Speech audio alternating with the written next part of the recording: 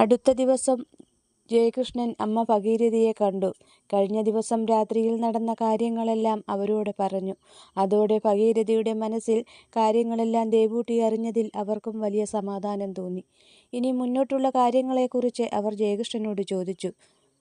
അതോടെ ജയകൃഷ്ണൻ കഴിഞ്ഞ രാത്രിയിൽ അവൻ മനസ്സിൽ തീരുമാനിച്ച കാര്യങ്ങളെക്കുറിച്ച് ഭഗീരഥിയോട് പറയുന്നു. അതുകേട്ട ഭഗീരഥി ജയകൃഷ്ണന്റെ ആ തീരുമാനത്തെ ശരിവയ്ക്കുന്നു. തുടർന്ന് ജയകൃഷ്ണൻ ആശുപത്രിയിലേക്ക് പുറപ്പെട്ടു. അവിടെയെത്തി ഡോക്ടർ രാധികയെ കണ്ട് കാര്യങ്ങളെല്ലാം പറഞ്ഞു. അതോടെ ഡോക്ടർ രാധിക കുഞ്ഞിനെ അബോർഷൻ ചെയ്യാനുള്ള ദിവസവും തീയതിയും സമയവും ജയകൃഷ്ണനോട് പറയുന്നു. ഈ സമയം മറുവശത്തെ കഴിഞ്ഞ രാത്രിയിൽ ജയകൃഷ്ണൻ പറഞ്ഞ ആ ഒരു കാര്യം കേട്ട് മനസ്സും ശരീരവും തളർന്ന ദേവൂട്ടി നേരം പുലർന്ന് ഇന്ന് ഈ സമയം വരെ കഴിഞ്ഞിട്ടും താഴേക്കിറങ്ങി വന്നതേയില്ല. ആ മുറിയിൽ കട്ടിലിൽ അങ്ങനെ തന്നെ കിടന്നു അവൾ. ഈ സമയം മറുവശത്ത് ഡോക്ടറോട് കാര്യങ്ങളെല്ലാം പറഞ്ഞതിന് ശേഷം ഹൃദയം നിറങ്ങുന്ന വേദനയോടെ ജയകൃഷ്ണൻ ഡോക്ടറുടെ റൂമിൽ നിന്നും പുറത്തേക്കിറങ്ങി. അടുത്ത ദിവസമായ വെള്ളിയാഴ്ച ദേവൂട്ടിയെ ആശുപത്രിയിൽ അഡ്മിറ്റ് ചെയ്യാനുള്ള എല്ലാ കാര്യങ്ങളും ശരിയാക്കിയതിനു ശേഷമാണ് അവൻ അവിടെ നിന്നും ഇറങ്ങിയത്. എന്നാൽ ഇവിടെ ഭഗീരഥി ദേവൂട്ടിയുടെ അടുത്തെത്തി പലതും പറഞ്ഞ് അവളെ സമാധാനപ്പെടുത്തുന്നു. തുടർന്ന് അവൾക്ക് കുടിക്കാനുള്ള കാപ്പി അവർ അവിടെ മുറിയിൽ കൊണ്ടുചെന്ന് നൽകുന്നു. എന്നാൽ ദേവൂട്ടി ഇതൊന്നും തന്നെ കുടിക്കാനോ കഴിക്കാനോ തയ്യാറായിരുന്നില്ല. ദേവൂട്ടിയുടെ ആ സങ്കടം കണ്ട് ഭഗീരഥിയുടെ കണ്ണുകളും നിറഞ്ഞു. അവർ ദേവൂട്ടിയെ സമാധാനപ്പെടുത്തുന്നു. ഇടയ്ക്ക് അവർ ദേവൂട്ടിയോട് പറഞ്ഞു, തൻ്റെ ഈ തറവാട്ടിൽ കാലങ്ങൾക്ക് ശേഷം ജനിക്കാൻ പോകുന്ന കുഞ്ഞിനെ നഷ്ടപ്പെടുത്തേണ്ടി വരുമെന്ന് ഓർക്കുമ്പോൾ എൻ്റെ നെഞ്ച് തകരുകയാണ്. അങ്ങനെയുള്ളപ്പോൾ മോളുടെ വിഷമം അതെത്രയാണെന്ന് അമ്മയ്ക്കറിയാം എന്ന് കരുതി ഇതുമായി മുന്നോട്ട് പോയാൽ ഉണ്ടാകാൻ പോകുന്ന ആ വലിയ അപകടത്തെക്കുറിച്ച് ഓർക്കുമ്പോൾ നമ്മൾ ഇപ്പോൾ ഈ ചെയ്യുന്നത് ശരിയാണെന്ന് തോന്നും. അതുകൊണ്ട് മോൾ ഇങ്ങനെ സങ്കടപ്പെടാതെ, ദൈവം എന്തെങ്കിലും ഒരു വഴി നമുക്ക് കാട്ടിത്തരാതിരിക്കില്ല എന്ന് പറഞ്ഞ് അവർ ദേവൂട്ടിയെ വീണ്ടും സമാധാനപ്പെടുത്തുന്നു. ഒപ്പം അവരുടെ കണ്ണുകളും നിറഞ്ഞൊഴുകി. അത് കണ്ട ദേവൂട്ടിയുടെ കണ്ണുകളും നിറഞ്ഞു. ഈ സമയം ആശുപത്രിയിൽ നിന്നും വീട്ടിലെത്തിയ ജയകൃഷ്ണൻ ഭഗീരഥിയോട് ഡോക്ടറെ കണ്ടതും അവർ തീരുമാനിച്ചതുമായ എല്ലാ കാര്യങ്ങളും പറയുന്നു. അങ്ങനെ ഡോക്ടർ പറഞ്ഞതുപോലെ വെള്ളിയാഴ്ച ദേവൂട്ടിയെയും കൂട്ടി ആശുപത്രിയിൽ പോകാമെന്ന് ഇരുവരും തീരുമാനിച്ചു. അങ്ങനെ ആ തീരുമാനം പറയുമ്പോൾ ജയകൃഷ്ണന്റെ മനസ്സ് വല്ലാതെ പിടഞ്ഞു. ദേവൂട്ടിയും ഭഗീരഥിയും അക്കാര്യം പറയുമ്പോൾ വളരെ സങ്കടത്തോടെയാണ് നിന്നത്. തുടർന്ന് രണ്ടാളും ഇക്കാര്യങ്ങളെല്ലാം തന്നെ ആ വീട്ടിലുള്ള മറ്റുള്ളവരുമായി ചർച്ച നടത്തുന്നു. എന്നാൽ ദേവൂട്ടി മാത്രം ഇതൊന്നും തന്നെ അറിഞ്ഞിരുന്നില്ല. കാരണം ഇന്നലത്തെ ആ ഒരു സംഭവത്തോടെ ആ മുറി വിട്ട് ഇന്ന് ഇതുവരെ അവൾ പുറത്തേക്കിറങ്ങി വന്നിരുന്നില്ല. അതുമാത്രമല്ല ദേവൂട്ടിയെ കൂടുതൽ സങ്കടപ്പെടുത്തി ടെൻഷൻ അടിപ്പിക്കേണ്ട എന്ന് കരുതിയിട്ടുകൂടിയാണ് ആരും ഇക്കാര്യം ദേവൂട്ടിയോട് പറയാതിരുന്നത്. അങ്ങനെയിരിക്കെ ബുധനാഴ്ച ദിവസം പകൽ 1:30 ഉച്ചയൂണ് കഴിഞ്ഞ് എല്ലാവരും നല്ല മയക്കത്തിലാണ്. ജയകൃഷ്ണനും ജയനന്ദനും നമ്പ്യാരും അവിടെ ഉണ്ടായിരുന്നില്ല. ദേവൂട്ടിക്ക് ഉറക്കം വരാത്തതിനാൽ താഴെ ഹാളിൽ വന്ന് TV ഓണാക്കി അതിൻ്റെ മുന്നിൽ ഇരിക്കുകയാണ് അവൾ. ടിവിയിലേക്ക് നോക്കിയിരിക്കുന്ന ദേവൂട്ടിയുടെ മനസ്സിൽ നിറയെ തൻ്റെ വയറ്റിൽ വളരുന്ന ആ ജീവനെക്കുറിച്ചുള്ള ചിന്തകൾ മാത്രമായിരുന്നു. പെട്ടെന്നാണ് മൊബൈൽ ഫോൺ അടിക്കുന്ന ശബ്ദം കേട്ടത്. ആ ശബ്ദം കേട്ട ദേവൂട്ടി ചുറ്റുപാടും നോക്കി. അപ്പോൾ കണ്ടു അല്പം അകലെ മാറി ചെറിയ അലങ്കാര മേശമേലിരിക്കുന്ന ഫോൺ. അവൾ ഫോണിൻ്റെ അടുത്തെത്തി. അത് ഭഗീരഥിയുടെ ഫോണായിരുന്നു. അവർ ഫോൺ ചാർജ് ചെയ്യാനായി അവിടെ കുത്തിയിട്ടതായിരുന്നു.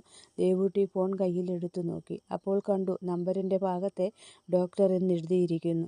അതോടെ ദേവൂട്ടിയുടെ മനസ്സിൽ ഈ കോൾ വളരെ അത്യാവശ്യമുള്ളതാണല്ലോ എന്ന് ഓർത്തു. അതേ തുടർന്ന് അവൾ കോൾ അറ്റൻഡ് ചെയ്തുകൊണ്ട് ഭഗീരഥിയെ വിളിക്കാനായി അവരുടെ മുറിയുടെ നേർക്ക് നടന്നു. ഈ സമയം ദേവൂട്ടി കോൾ അറ്റൻഡ് ചെയ്തു എന്ന് മനസ്സിലാക്കിയതും മറുതലയ്ക്കിൽ നിന്നും ഒരു പൊട്ടിച്ചിരിയായിരുന്നു ആദ്യം കേട്ടത്. ഒട്ടും പ്രതീക്ഷിക്കാതെ പെട്ടെന്നുള്ള ആ ചിരി കേട്ട് ദേവൂട്ടിയൊന്ന് പേടിച്ചു. തുടർന്ന് തെല്ലമ്പരപ്പോടെ ഫോൺ കാതോട് ചേർത്ത് പിടിച്ചുകൊണ്ട് തന്നെ ചുറ്റുപാടുമൊന്ന് നോക്കി. ഈ സമയം ഫോണിലൂടെ ഒരു സ്ത്രീ ശബ്ദം ഒഴുകിയെത്തി. ദേവൂട്ടി അത് ശ്രദ്ധിച്ചു. എന്നാലും എൻ്റെ ഭഗീരഥി, ഞാൻ നിന്നെ സമ്മതിച്ചു തന്നിരിക്കുന്നു. നീ പറഞ്ഞതുപോലെ തന്നെ പണി പറ്റിച്ചിരിക്കുന്നു. ശരിക്കും നീയാണൊരമ്മായിയമ്മ. നിന്റെ ഇളയ മകനും മരുമകളും കൂടി നിന്നെ കണ്ണീര് കുടിപ്പിച്ചതിന് നീ അവർക്ക് നല്ലൊരു എമണ്ടൻ പണി തന്നെയാണ് നൽകിയിരിക്കുന്നത്. മകനും മരുമകൾക്കും അടുത്തെങ്ങും ഇങ്ങനെയൊരു പണി ആരും കൊടുത്തു കാണില്ല. കഴിഞ്ഞ 2 ദിവസങ്ങൾക്ക് മുമ്പേ അവനിവിടെ എന്നെ കാണാൻ വന്നിരുന്നു. ഭാര്യയുടെ ജീവൻ രക്ഷിക്കാൻ വേണ്ടി അവൻ ജനിപ്പിച്ച അവൻ്റെ കുഞ്ഞിനെ കൊല്ലാൻ തയ്യാറാണെന്ന് പറയാൻ. എന്നിട്ട് എന്നോട് കരഞ്ഞപേക്ഷിച്ചു അവളുടെ വയറ്റിൽ നിന്നും ആ ജീവൻ നശിപ്പിച്ചു കളയുമ്പോൾ അവൻ്റെ ദേവൂട്ടിക്ക് ഒന്നും സംഭവിക്കാതെ നോക്കണമേ എന്ന്. അത് കേട്ട് ഞാൻ എല്ലാം ശരിയാക്കി തരാമെന്ന് സമ്മതിച്ചുകൊണ്ട് അവൻ്റെ ഭാര്യയുടെ മരണത്തീയതി കുറിച്ച് അവൻ്റെ കൈവെള്ളയിൽ കൊടുത്തു വിട്ടിട്ടുണ്ട്. അതിപ്പോൾ നിന്റെ അടുത്ത് എത്തിക്കാണുമെന്ന് എനിക്കറിയാം. അവനിപ്പോൾ എൻ്റെ മുന്നിലിരുന്ന് കരഞ്ഞതിലും 3 ഇരട്ടി ഉച്ചത്തിൽ ചങ്കുപൊട്ടി കരഞ്ഞു എൻ്റെ മകൾ അന്ന്. എല്ലാവരും വന്നു, അവനും വന്നു. വാക്കുപറഞ്ഞ് വിവാഹം ഉറപ്പിച്ചു പോയതിനു ശേഷം പിന്നീട് വന്ന് എൻ്റെ മകളെ ഇഷ്ടമല്ല, ഈ വിവാഹത്തിൽ നിന്നും പിന്മാറുകയാണെന്ന് പറഞ്ഞ് അവൻ എൻ്റെ വീട്ടിൽ നിന്നും ഇറങ്ങിപ്പോയപ്പോൾ എൻ്റെ മകളുടെ കണ്ണിൽ നിന്നും ഒഴുകിയ ആ കണ്ണുനീര് വീണത് എൻ്റെ ഹൃദയത്തിലായിരുന്നു. കുറേയേറെ പണിപ്പെട്ടു ഞാൻ എൻ്റെ മകളെ പഴയതുപോലെ തിരികെയൊന്ന് കൊണ്ടുവരാൻ. തിരികെ കൊണ്ടുവന്നെങ്കിലും ഇന്നും വിവാഹം കഴിക്കാതെ നിൽക്കുകയല്ലേ അവൾ. പ്രായമായൊരു പെൺകുട്ടി വിവാഹം കഴിക്കാതെ വീട്ടിലിങ്ങനെ നിൽക്കുമ്പോൾ ആ അമ്മയുടെ മനസ്സിനുള്ളിലെ വിഷമവും സങ്കടവും എത്രയാണെന്ന് അറിയാമോ നിങ്ങൾക്ക്? നിങ്ങളും ഒരു അമ്മയല്ലേ? അറിയാം, നിങ്ങൾ പറഞ്ഞാലും ജയകൃഷ്ണൻ കേൾക്കില്ല എന്ന്. എങ്ങോ കിടന്ന ഒരു പൊട്ടിപ്പെണ്ണുമായിട്ടുള്ള വിവാഹം മുടക്കാൻ വേണ്ടി ജോത്സ്യനെ കൊണ്ട് കള്ളം പറഞ്ഞ് നാൾദോഷം വരുത്തിയ കഥയും എനിക്കറിയാം. അവൻ നമ്മളോട് 2 ആളോടും ഇതെല്ലാം ചെയ്തത് അവൾക്ക് വേണ്ടിയായിരുന്നില്ലേ? ആ അവളെ ഇന്ന് ഈശ്വരൻ നമ്മുടെ കൈവെള്ളയിൽ കൊണ്ടുതന്നിരിക്കുകയാണ്. നമുക്ക് വേണമെങ്കിൽ അവളെ കൊല്ലാം, അല്ലെങ്കിൽ വളർത്താം. ആരും ഒന്നും അറിയില്ല, അവൻ പോലും. പിന്നെ ഭഗീരഥി അവളെ ഇല്ലാതാക്കി കഴിഞ്ഞാൽ ഏറ്റവും അടുത്ത ദിവസം തന്നെ എൻ്റെ മകളെ അവനെക്കൊണ്ട് വിവാഹം കഴിപ്പിക്കാം എന്നതാണ് നമ്മൾ തമ്മിലുള്ള കരാറ്. അത് തെറ്റിയാൽ അറിയാമല്ലോ പിന്നെ എന്താണ് നടക്കാൻ പോകുന്നതെന്ന്. നിങ്ങൾ അങ്ങനെ ചെയ്യില്ല എന്ന് എനിക്കറിയാം, കാരണം നിങ്ങൾക്ക് എൻ്റെ മകളെ ഇഷ്ടമായിരുന്നു. ഇതെല്ലാം ഇപ്പോൾ പറഞ്ഞത് മറ്റൊന്നും കൊണ്ടല്ല. എൻ്റെ മനസ്സിൽ ഞാൻ ഇത്രയും നാൾ ഒളിപ്പിച്ചു വെച്ച സങ്കടം, അത് താൻ പറയും പോലെ ആ പിഴച്ചവൾ ഇല്ലാതാകുന്നു എന്നോർത്തപ്പോൾ തോന്നിയ സന്തോഷത്താൽ അറിയാതെ പുറത്തേക്ക് വന്നു പോയതാണ്. എന്നേക്കാൾ സന്തോഷത്തിലാണ് നീയെന്നെനിക്കറിയാം. ചെമ്പകശ്ശേരി തറവാടിൻ്റെ അടുത്ത തലമുറ ജനിക്കുന്നത് ഒരു ഗതിയും പരഗതിയുമില്ലാത്ത, സംസാരിക്കാൻ പോലും കഴിയാത്ത ഒരുവളുടെ വയറ്റിലാകരുതെന്ന് നീ ഒരുപാട് ആഗ്രഹിച്ചതല്ലേ? ഇല്ല, അതിനി ഉണ്ടാകില്ല. നിനക്ക് ധൈര്യമായിട്ടിരിക്കാം. ചെമ്പകശ്ശേരി തറവാടിൻ്റെ അടുത്ത അവകാശി ജനിക്കാൻ പോകുന്നത് നല്ല സമ്പത്തും തറവാടിത്തവുമുള്ള നല്ലൊരു പെൺകുട്ടിയുടെ വയറ്റിൽ തന്നെയായിരിക്കും, തീർച്ച. എന്നാൽ ഇനി അധിക സംസാരമൊന്നുമില്ല. വെള്ളിയാഴ്ച, അതായത് മറ്റന്നാൾ നമുക്ക് കാണാം. അന്ന് നീ അവിടേക്ക് വരുമ്പോൾ ഒരു കസവുകരയുടെ കോടിയുമായി വേണം വരാൻ. അപ്പോൾ ആ കോടിയിൽ പുതപ്പിച്ച് കിടത്താനുള്ള ശരീരം, അത് നിനക്ക് ഞാൻ തരും. നിന്റെ മകൻ ജയകൃഷ്ണന് പോലും സംശയം തോന്നാത്ത തരത്തിൽ എല്ലാ കാര്യങ്ങളും പൂർത്തിയാക്കിയ ആ ശരീരം ഞാൻ തരും. ആ പിഴച്ചവളുടെയും അവളുടെ ഉദരത്തിൽ ജനിച്ച ആ കുരുന്നു ജീവൻ്റെയും. പിന്നെ നമ്പ്യാർ ചേട്ടനോട് സന്തോഷമായിട്ടിരിക്കാൻ പറ. വാണിമോളോടും വന്ദനയോടുമെല്ലാം ജയകൃഷ്ണന് മുന്നിൽ പൊട്ടിക്കരയാൻ തയ്യാറായിക്കൊള്ളാൻ പറയുക. എല്ലാവരെയും ഞാൻ അന്വേഷിച്ചതായും പറയണം. ഞാൻ ഇത്രയെല്ലാം പറഞ്ഞിട്ടും താൻ എന്താണ് മറുപടിയൊന്നും പറയാതെ നിശബ്ദയായി നിൽക്കുന്നത്? തനിക്ക് എന്തുപറ്റി? സുഖമില്ലേ? ഓ, ഞാൻ മറന്നു. ഇടയ്ക്ക് തനിക്ക് പല്ലുവേദന വരാറുള്ളതാണല്ലോ. എന്താണേലും വെള്ളിയാഴ്ച കാണാം. എന്നാൽ ശരി, ബൈ. അതോടെ ഫോൺ കട്ടായി. ഈ സമയം മറുതലയ്ക്കൽ നിന്നും ഡോക്ടർ രാധിക പറഞ്ഞതെല്ലാം കേട്ടുനിന്ന ദേവൂട്ടിയെ സംബന്ധിച്ചു പറഞ്ഞാൽ, ഫോണിലൂടെ ഡോക്ടർ രാധിക പറഞ്ഞതെല്ലാം കേട്ടു നിൽക്കെ ദേവൂട്ടിയുടെ ശ്വാസം പോലും നിലച്ചൊരവസ്ഥയിലായിരുന്നു അവൾ. അതേ തുടർന്ന് അവൾക്ക് തൊണ്ട വല്ലാതെ വരണ്ടുണങ്ങി. ദേവൂട്ടി ഫ്രിഡ്ജ് തുറന്ന് അതിൽ നിന്നും ഒരു കുപ്പി വെള്ളമെടുത്തു. ശ്വാസം പോലും വിടാതെ നിന്ന് കുടിച്ചു. ശേഷം അല്പനേരം കണ്ണുകളടച്ച് അനങ്ങാതെ നിന്നു. തുടർന്ന് താനിപ്പോൾ കേട്ട ഇത് സത്യമാണോ അതോ സ്വപ്നമാണോ എന്ന് അവൾ അവളോട് തന്നെ സ്വയം ചോദിച്ചു പോകുന്നു. മാത്രമല്ല, ആ പേടിയിൽ അവളുടെ ശരീരം വിയർത്തൊഴുകി.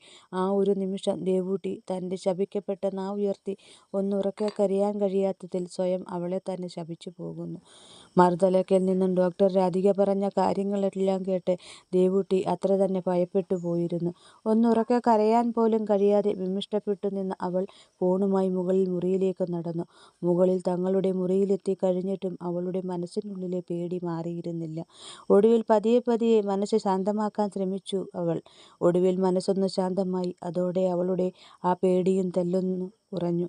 അപ്പോഴേക്കും അവൾ കരഞ്ഞുപോയി. അങ്ങനെ കുറേ നേരം അവൾ കരഞ്ഞു. തുടർന്ന് ആ കരച്ചിലിനൊടുവിൽ മനസ്സൊന്ന് ശാന്തമായി തീർന്നതും അവൾ കട്ടിലിൽ നിന്നും എഴുന്നേറ്റ് ജനാലയ്ക്ക് അരികിലെത്തി പുറത്തേക്ക് നോക്കി അങ്ങനെ നിന്നു. ആ നിൽപ്പിൽ അവളുടെ മനസ്സിൽ ഫോണിലൂടെ ഡോക്ടർ രാധിക പറഞ്ഞ കാര്യങ്ങൾ വീണ്ടും ഓർമ്മ വന്നു. അതോടെ അവൾ അതിനെക്കുറിച്ച് ചിന്തിക്കാൻ തുടങ്ങി. ആ ചിന്തയിൽ അപ്പോൾ ഇതുവരെ ജയേട്ടൻ്റെ അമ്മയും ഈ വീട്ടിലെ മറ്റുള്ളവരും തന്നോട് കാട്ടിയ ഈ സ്നേഹം വെറുമൊരു പ്രകടനം മാത്രമായിരുന്നു. അതല്ലെങ്കിൽ തന്നെ അറക്കാൻ കൊടുക്കുന്നതിന് മുമ്പുള്ള ഒരു സഹതാപ നാടകം. പാവം തൻ്റെ ജയേട്ടൻ ഇതൊന്നും അറിയാതെ ഒരു വിഡ്ഢിയായി അവർക്കൊപ്പം നിന്ന് കളിക്കുകയാണ്. അന്ന് അവർ തന്നെ കാണാൻ ഹോസ്പിറ്റലിലെത്തിയ ആദ്യ ദിവസം തന്നെ ജയേട്ടൻ പറഞ്ഞതാണ് സ്വന്തം അമ്മയും സഹോദരങ്ങളുമാണ്. പക്ഷേ തനിക്ക് അവരെ ഒട്ടും വിശ്വാസമല്ല. അവരെ സ്നേഹിക്കാനും വിശ്വസിക്കാനും കൊള്ളില്ല എന്ന്. പക്ഷേ താൻ അത് കേട്ടില്ല. താൻ അവരെ സ്നേഹിച്ചു, വിശ്വസിച്ചു. അവരിൽ നിന്നും ആ കുടുംബത്തിൽ നിന്നും അകന്ന കഴിഞ്ഞ ജയേട്ടനെ താൻ നിർബന്ധിച്ച് അവരിലേക്ക് അടുപ്പിച്ചു. എന്നാൽ അവർ ഒടുവിൽ തൻ്റെ മരണം കുറിച്ചു കഴിഞ്ഞിരിക്കുന്നു. മാത്രമല്ല തൻ്റെ കുഞ്ഞിനെ കൂടി ഇല്ലാതാക്കാൻ തീരുമാനിച്ചിരിക്കുന്നു. അതും ആ ജീവന് ജന്മം നൽകിയ ആ ആളെ കൊണ്ട് തന്നെ. അതിനെ ഇല്ലാതാക്കാൻ മുന്നിൽ നിർത്തി. പാവം തൻ്റെ ജയേട്ടൻ ഇതൊന്നും അറിയാതെ എല്ലാവർക്കും മുന്നിൽ ഒരു വിഡ്ഢിയായി നിൽക്കുന്നു. ഇതിനൊക്കത്തിനും കാരണക്കാരി താനാണ്, താൻ മാത്രം. അതോടെ ദേവൂട്ടിയുടെ മനസ്സിൽ പകയുടെ കനലെരിയാൻ തുടങ്ങി. സകലരെയും ചുട്ടെരിക്കാൻ പാകത്തിനുള്ള കനൽ. ആ കനൽ മനസ്സിൽ എരിയുന്നതോടൊപ്പം തന്നെ അവൾ മറ്റു ചില കാര്യങ്ങൾ കൂടി ഓർത്തു. താൻ ഈ കേട്ട കാര്യങ്ങൾ ജയകൃഷ്ണനോട് പറയണോ വേണ്ടയോ എന്ന്. പറഞ്ഞാൽ ജയകൃഷ്ണൻ വിശ്വസിക്കുമോ അറിയില്ല. കുഞ്ഞിനെ രക്ഷിക്കാൻ വേണ്ടി താൻ കള്ളൻ പറഞ്ഞതാണെന്ന് തന്നോടുള്ള സ്നേഹം കൊണ്ട് ആ പാവം ചിലപ്പോൾ കരുതും. പിന്നെ മറ്റൊന്നുള്ളത്, വീട്ടുകാരുമായി നല്ല അടുപ്പത്തിൽ നിൽക്കുന്നതുകൊണ്ട് ഇക്കാര്യം പെട്ടെന്ന് വിശ്വസിച്ചെന്ന് വരില്ല. അഥവാ അങ്ങനെ അത് വിശ്വസിച്ചാൽ ആ ദേഷ്യത്താൽ പിന്നീട് ഇവിടെ നടക്കാൻ പോകുന്നത് എന്താണെന്ന് പറയാൻ കഴിയില്ല. അങ്ങനെ തുടങ്ങി ദേവൂട്ടിയുടെ ചിന്തകൾ. ആ ചിന്തകൾക്കൊടുവിൽ അവൾ ഒരു തീരുമാനമെടുത്തു. ഒന്നല്ല, ഒന്നിൽ കൂടുതൽ തീരുമാനങ്ങൾ ഉണ്ടായിരുന്നു അത്. അവളറിഞ്ഞ ഇക്കാര്യങ്ങളെല്ലാം തന്നെ തൽക്കാലം ജയകൃഷ്ണനിൽ നിന്നും മറച്ചു വയ്ക്കുക. അടുത്തത് അവരുടെ ആ ഉദ്ദേശം നടപ്പാക്കാതിരിക്കാൻ വേണ്ടി ശ്രമിക്കുക. തുടർന്ന് അവൾ മേശവലിപ്പിൽ നിന്നും ഒരു പേനയും പേപ്പറും എടുത്ത് എഴുതി തുടങ്ങുന്നു. സ്നേഹനിധിയായ എൻ്റെ അമ്മായിയമ്മ, അല്ല എൻ്റെ അമ്മയറിയാൻ. കഴിഞ്ഞ ജന്മത്തിലും ഈ ജന്മത്തിലും ഞാൻ മനസ്സറിഞ്ഞ് ആരോടും ഒരു തെറ്റും ചെയ്തിട്ടില്ല എന്ന് തന്നെയാണ് എൻ്റെ വിശ്വാസം. അല്ല, അതുതന്നെയാണ് സത്യം. അതുകൊണ്ടാണല്ലോ എൻ്റെ കഴുത്തിൽ മുറുക്കാൻ നിങ്ങൾ തയ്യാറാക്കി വെച്ച ആ കയർ കഴുത്തിൽ വീഴും മുമ്പേ എല്ലാ സത്യങ്ങളും എനിക്കറിയാൻ കഴിഞ്ഞത്. സത്യം പറയാമല്ലോ, മനുഷ്യരുടെ ചുരുരക്തം ഊറ്റിക്കുടിക്കുന്ന ഒരു യക്ഷിയാണ് നിങ്ങളും നിങ്ങളുടെ ആ വാലുകളും. നിങ്ങളുടെ ഈ വയറ്റിൽ എങ്ങനെ എൻ്റെ ജയേട്ടൻ ജനിച്ചു എന്നാണ് ഞാനിപ്പോൾ ചിന്തിക്കുന്നത്. അതിനി എന്തു തന്നെയുമാകട്ടെ, എനിക്ക് എൻ്റെ ജയേട്ടനെ തന്ന ആ ഒറ്റ കാരണത്താൽ ഞാൻ നിങ്ങളെ കൊല്ലാതെ വിടുകയാണ്. പിന്നെ നിങ്ങളും ഈ വീട്ടിലെ നിങ്ങളുടെ വാലുകളും കൂടി എൻ്റെ മുന്നിൽ ആടിത്തിമിർത്തുകൊണ്ടിരിക്കുന്ന ഈ നാടകം ഞാൻ അറിയില്ല എന്ന് കരുതിയോ? എന്നാൽ കേട്ടോളൂ, ഞാൻ എല്ലാം അറിഞ്ഞു. അല്ല, എൻ്റെ ഭഗവാൻ എന്നെ എല്ലാം അറിയിച്ചു കഴിഞ്ഞിരിക്കുന്നു. ഇനി നീയും നിൻ്റെ മക്കളും മരുമക്കളും ഒപ്പം നിനക്ക് കൂട്ടുനിൽക്കുന്ന ആ ഡോക്ടർ എന്ന രാക്ഷസിയും കൂടി തീരുമാനിച്ചാലും എൻ്റെ ഉദരത്തിൽ ജനിച്ച എൻ്റെ ജയേട്ടൻ്റെ കുഞ്ഞിനെ, അല്ല, ഈ ചെമ്പകശ്ശേരി തറവാട്ടിലെ ഇളയ തലമുറക്കാരനായ ജയകൃഷ്ണൻ്റെ കുഞ്ഞിനെ ഇല്ലാതാക്കാൻ കഴിയില്ല. അതിന് നീയും നിൻ്റെ കൂട്ടാളികളും കൂടി കെട്ടിയാടിക്കൊണ്ടിരിക്കുന്ന ഈ നാടകമൊന്നും പോരാ. അതുകൊണ്ട് എന്നെ മൂടാനുള്ള ആ കസവ് കൂടി എടുത്ത് അതിൽ കുരുക്കിയിട്ട് നീയെല്ലാം സ്വയം തൂങ്ങിയാട്. അതാണ് നല്ലത്. നിന്റെ മകനും എൻ്റെ ഭർത്താവുമായ ജയകൃഷ്ണൻ ഈ സത്യങ്ങൾ അറിഞ്ഞാൽ അടുത്ത നിമിഷം നിന്നെയടക്കം സകലതിനെയും കൂടി പുതപ്പിച്ച് ഈ തറവാട്ടുതിണ്ണയിൽ ഒരുമിച്ച് നിരത്തിക്കിടത്തും അവൻ. എനിക്ക് വേണ്ടിയാകുമ്പോൾ അത് സന്തോഷത്തോടെ ചെയ്യും അവൻ. അത് നിനക്കും എനിക്കും ഒരുപോലെ അറിയാം എന്ന് കരുതി ഇക്കാര്യങ്ങളൊന്നും ഞാൻ തൽക്കാലം ജയേട്ടനോട് പറയുന്നില്ല. നിങ്ങൾ ഈ ആടിക്കൊണ്ടിരിക്കുന്ന നാടകം ഏതറ്റം വരെ പോകുമെന്നറിയട്ടെ. നിങ്ങൾ ഒരു സ്ത്രീയാണോ? നിങ്ങളാണോ ഒരു 3 മക്കളെ പ്രസവിച്ചു എന്ന് പറയുന്നത്? നിങ്ങളൊരു സ്ത്രീയും ഒരു അമ്മയുമല്ല. നിങ്ങളൊരു യക്ഷിയാണ്. മനുഷ്യരക്തം ഊറ്റിക്കുടിക്കുന്ന യക്ഷി. പിന്നെ നിങ്ങളുടെ ഈ നാടകം അത് കാണാൻ ഞാനിവിടെ ഈ ചെമ്പകശ്ശേരിയിൽ തന്നെ കാണും. നിങ്ങളുടെ മകൻ്റെ ഭാര്യയായി, ചെമ്പകശ്ശേരിയിലെ നമ്പ്യാരുടെയും ഭഗീരഥയുടെയും മരുമകളായി എന്ന് ചെമ്പകശ്ശേരി തറവാട്ടിൽ ജയകൃഷ്ണൻ്റെ ഭാര്യ ദേവൂട്ടി അവൾക്ക് ഭഗീരഥിയോടും കൂട്ടരോടും പറയാനുള്ളതെല്ലാം ഒരു പേപ്പറിൽ എഴുതി വയ്ക്കുന്നു. ഈ സമയം താഴെ ഭഗീരഥി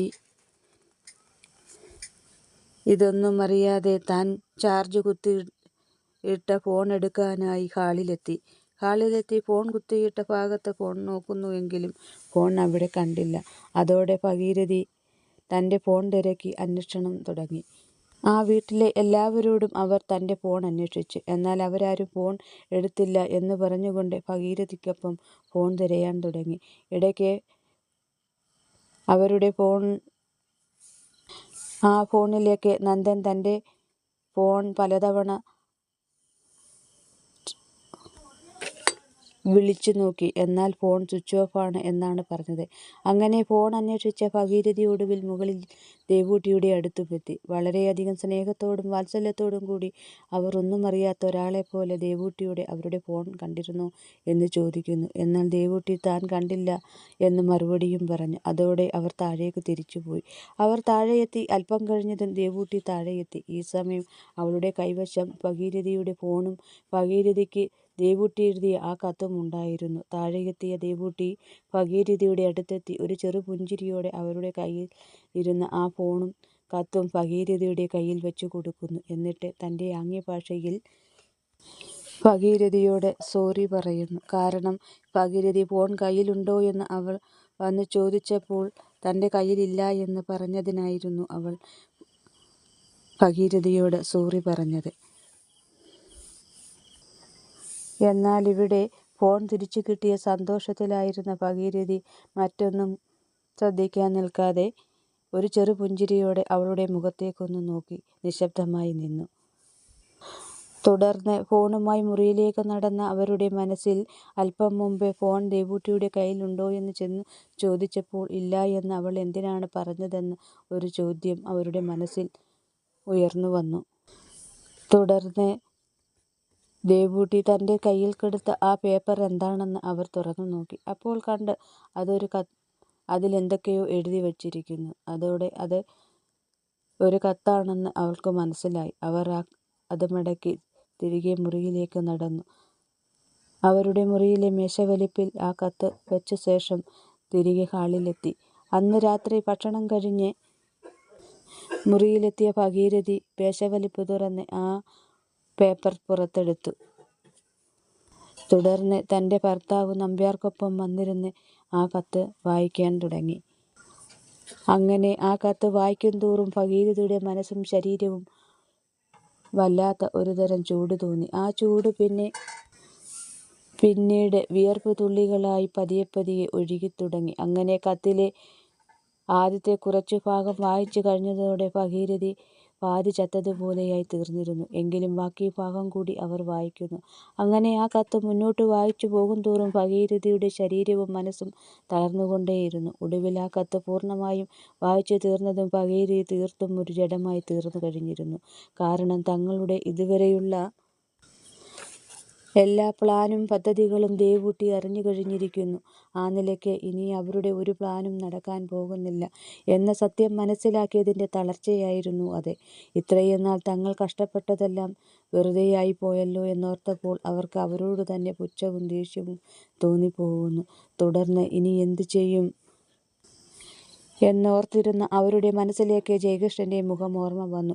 അതോടെ അവരുടെ മനസ്സിൽ ദേവൂട്ടി ജയകൃഷ്ണനോട് കാര്യങ്ങൾ പറഞ്ഞിട്ടില്ലാത്ത സ്ഥിതിക്ക് വളരെ നയപരവും തന്ത്രപരവുമായ രീതിയിൽ ജയകൃഷ്ണന് മുന്നിൽ നിന്നാൽ കാര്യങ്ങൾ നടപ്പിലാക്കാമെന്ന് നമ്പ്യാർ പറയുന്നു. അത് കേട്ടതോടെ ഭഗീരഥിയുടെ മനസ്സിൽ അല്പം ഒരു ആശ്വാസം തോന്നി. തുടർന്ന് ആ ആശ്വാസത്തിൽ ഭഗീരഥി ആ കത്ത് എല്ലാവരെയും കാണിക്കുന്നു. ആ കത്ത് വായിച്ചതും അവർ ഓരോരുത്തരും തങ്ങളുടെ പദ്ധതി നടപ്പാക്കാൻ ഇല്ല എന്നോർത്തപ്പോൾ വല്ലാത്ത സങ്കടത്തിലാകുന്നു. ഇനിയും അവളെ സഹിക്കേണ്ടി വരുമല്ലോ എന്നോർത്ത് സങ്കടപ്പെടുന്നു. മാത്രമല്ല, ഇത്രയും നാൾ ജയകൃഷ്ണന് മുന്നിൽ അവളെ സ്നേഹിച്ചു നടന്നിട്ട് ഇനിയും പെട്ടെന്ന് അത് മാറ്റാനും കഴിയില്ല. അങ്ങനെ സ്വഭാവം മാറ്റിയാൽ ജയകൃഷ്ണന്റെ മനസ്സിൽ അവന് സംശയത്തിന് ഇടവരും.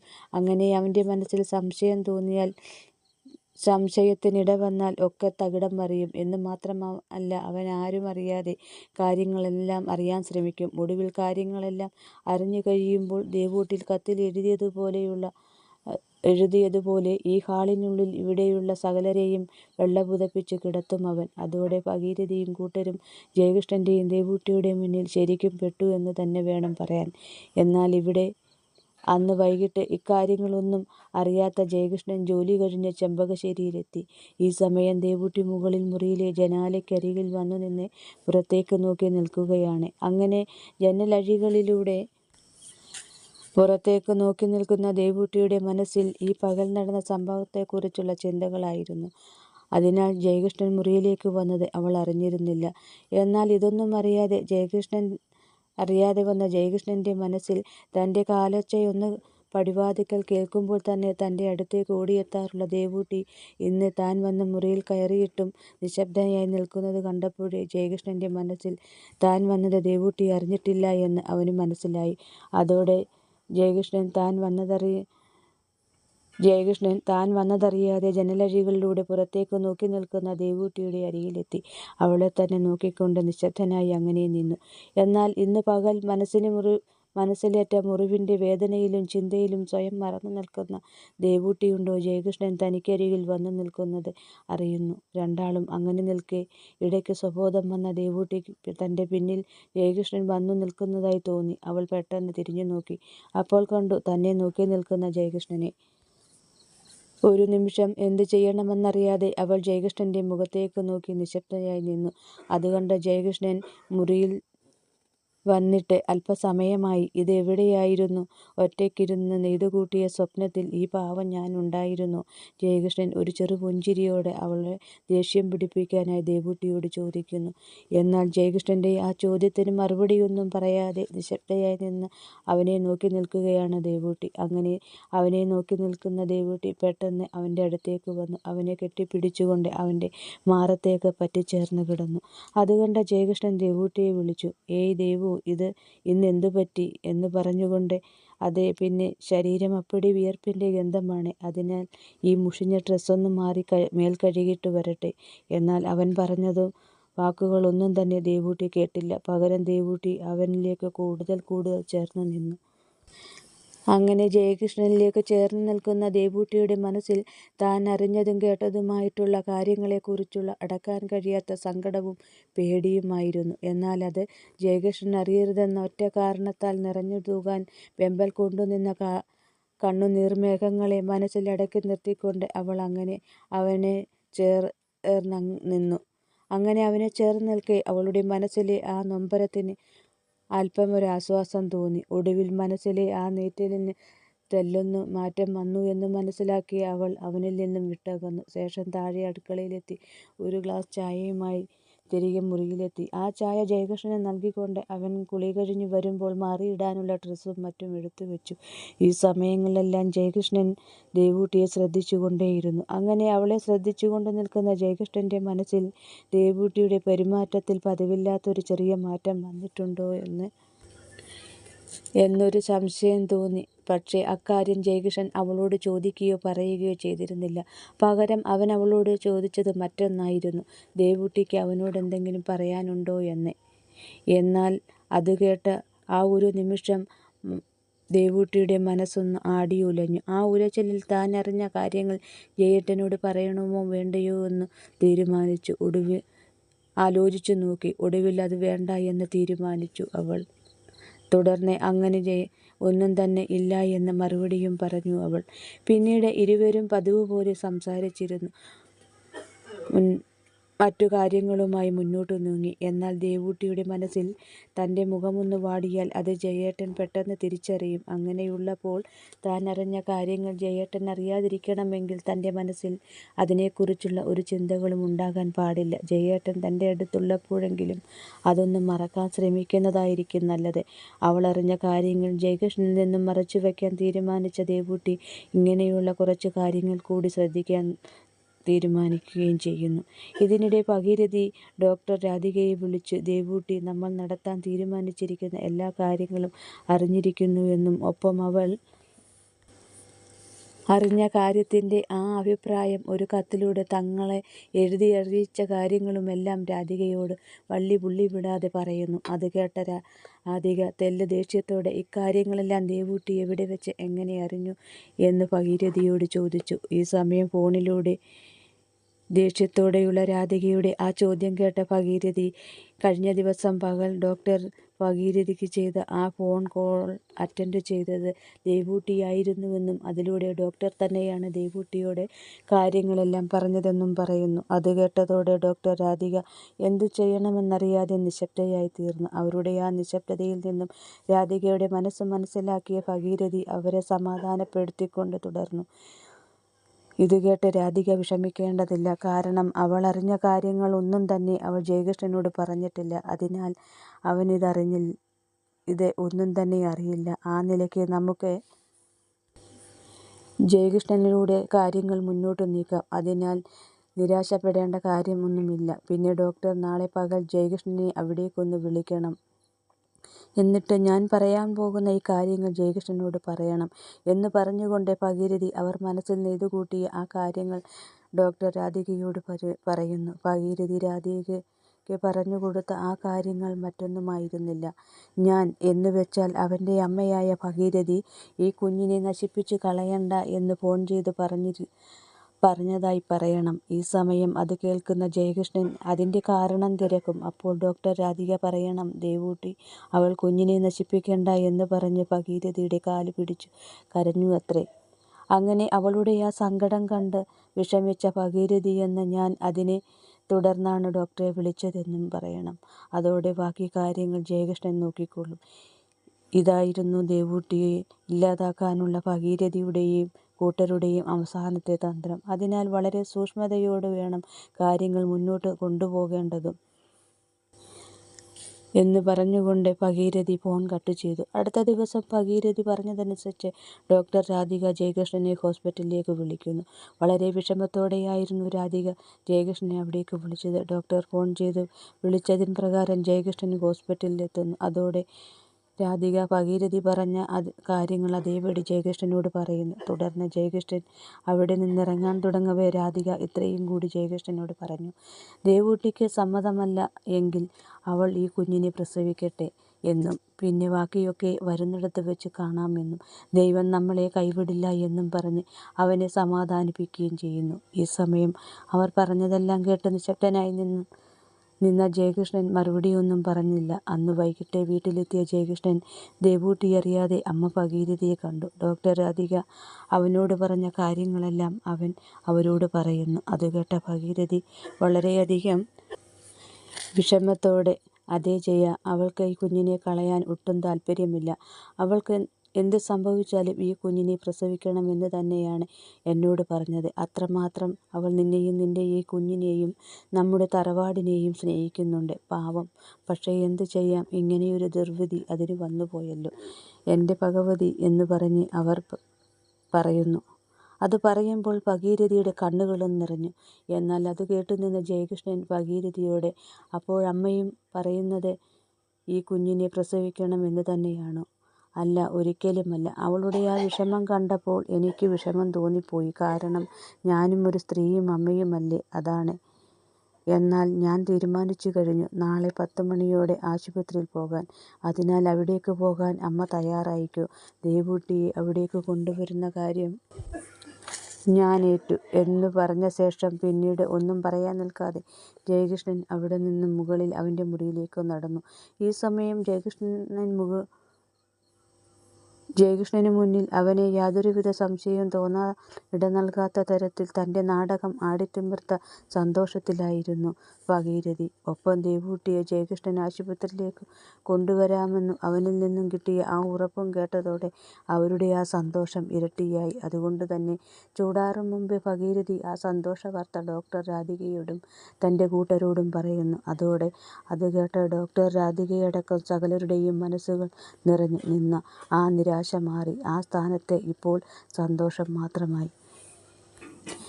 എന്നാൽ ഇവിടെ കാര്യങ്ങളുടെ സത്യാവസ്ഥ ഒന്നും അറിയാത്ത ജയകൃഷ്ണൻ തൻ്റെ വീട്ടുകാരെ കൂട്ടുപിടിച്ചുകൊണ്ട് ഒരു വലിയ തെറ്റിലേക്കാണ് പോകുന്നതെന്ന് ആ പാവം അറിഞ്ഞിരുന്നില്ല. അതുകൊണ്ട് തന്നെ എല്ലാവർക്കും മുന്നിൽ ഒരു വിഡ്ഢിയായി നിൽക്കുകയാണ് അവനിപ്പോൾ. തുടർന്ന്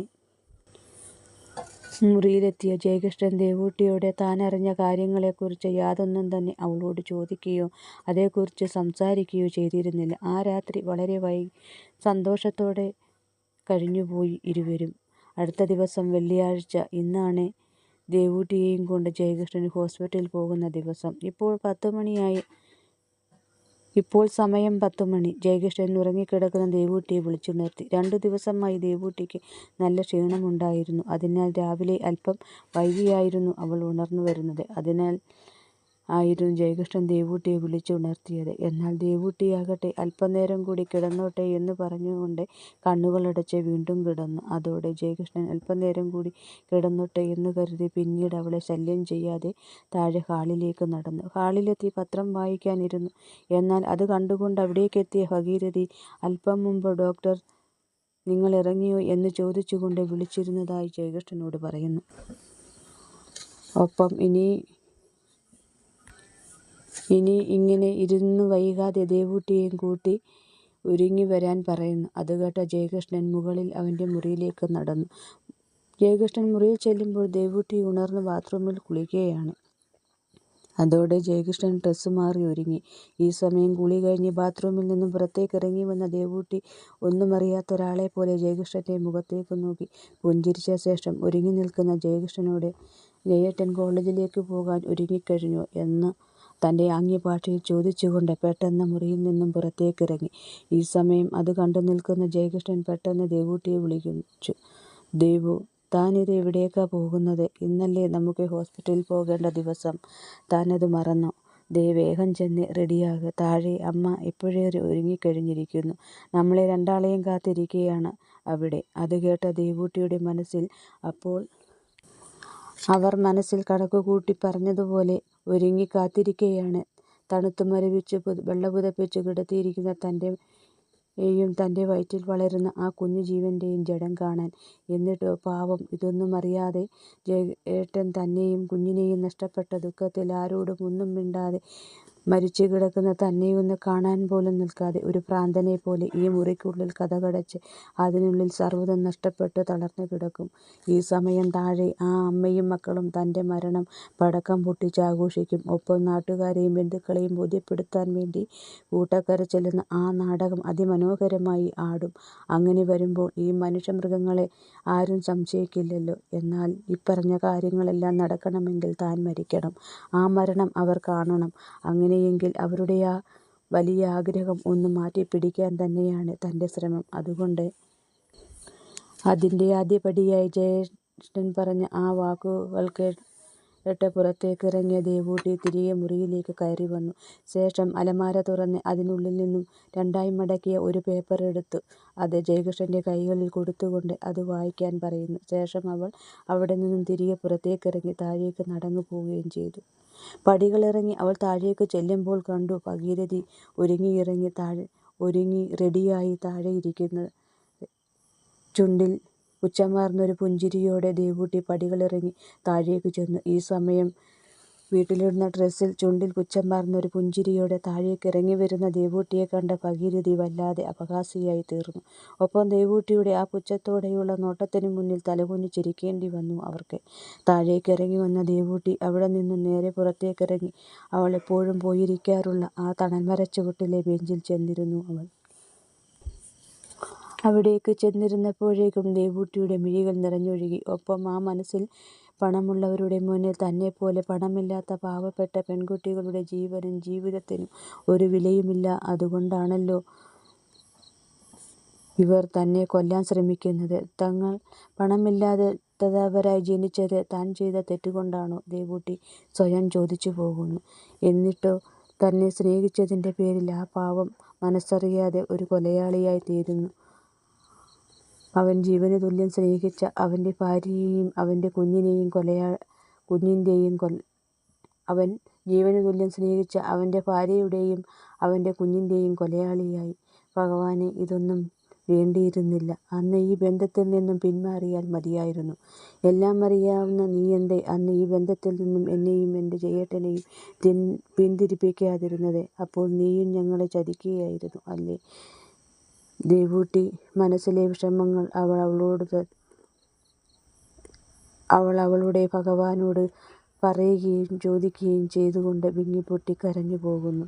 ഈ സമയം മുകളിൽ ജയകൃഷ്ണൻ്റെ മുറിയിൽ നിൽക്കുന്ന ജയകൃഷ്ണനെ സംബന്ധിച്ച് പറഞ്ഞാൽ ദേവൂട്ടി അവൻ്റെ കയ്യിൽ കൊടുത്തിട്ട് പോയ ആ പേപ്പർ അവൻ തുറന്നു നോക്കി. അപ്പോൾ കണ്ടു അതിൽ ദേവൂട്ടി എഴുതിയ കുറച്ചു കാര്യങ്ങൾ. അവനത് വായിച്ചു.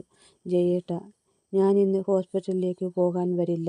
ഇന്നെന്നല്ല, ഇനി ഒരിക്കലും ഈ ഒരാവശ്യത്തിനായി ഞാൻ ഹോസ്പിറ്റലിലേക്ക് വരില്ല. ജയേട്ടൻ എന്നെ അതിന് നിർബന്ധിക്കരുത്. അങ്ങനെ നിർബന്ധിച്ചാൽ ഞാൻ തിരിച്ചെൻ്റെ നാട്ടിലേക്ക് പോകും. തീർച്ച.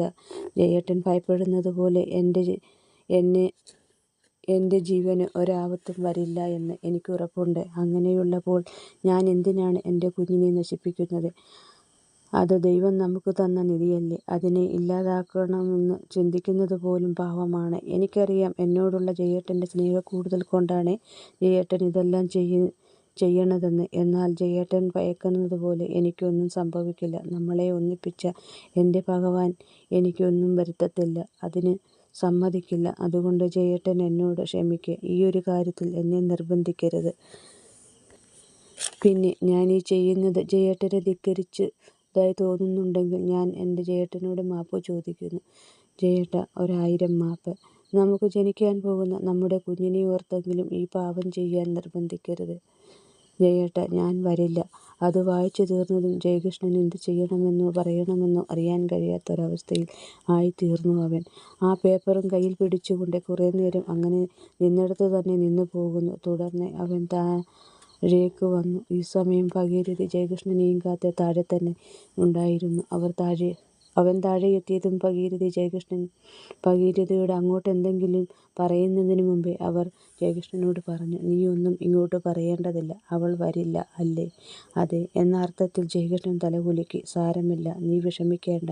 ഞാൻ പറഞ്ഞില്ലേ, അവൾക്ക് ആ കുഞ്ഞിനെ കളയുന്നതിൽ നല്ല വിഷമമുണ്ട്. നമ്മൾ അവളെ കുറ്റം പറയാൻ പറ്റില്ല.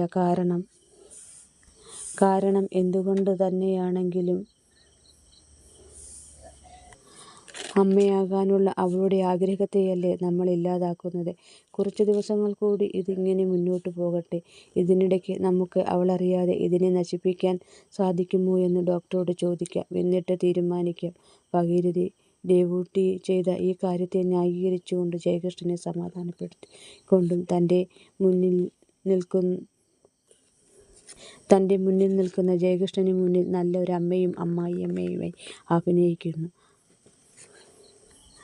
അങ്ങനെ ആ ഒരു അഭിനയത്തിലൂടെ ജയകൃഷ്ണനെ മുൻനിർത്തി ദേവൂട്ടി അറിയാതെ അവളെയും കുഞ്ഞിനെയും ഇല്ലാതാക്കാനുള്ള അടുത്ത കരുക്കൾ നീക്കാനുള്ള ശ്രമവും തുടങ്ങുന്നു അവർ ഇവിടെ.